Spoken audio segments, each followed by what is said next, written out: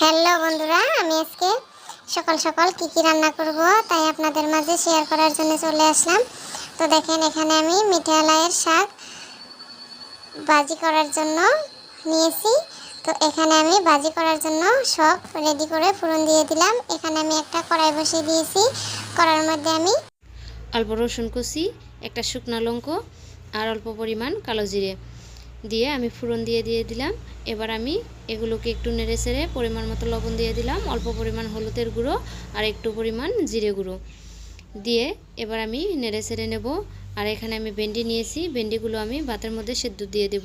আর দুইটা ডিমও নিয়েছি, ডিমগুলো আমি ভালোভাবে কষিয়ে নেব।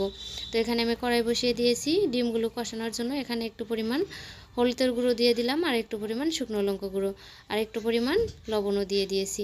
তো এখানে আমি ডিমগুলো দিয়ে দিলাম, ডিমগুলো একটু নেড়ে চেড়ে আমি কষিয়ে নিলাম।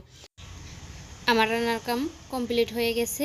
এখানে ডিম, এখানে আমি ভেন্ডি ভর্তা করে নিয়েছি, এখানে আমি শাক ভাজি করেছি আর অল্প পরিমাণ ডাল রান্না করে নিয়েছি।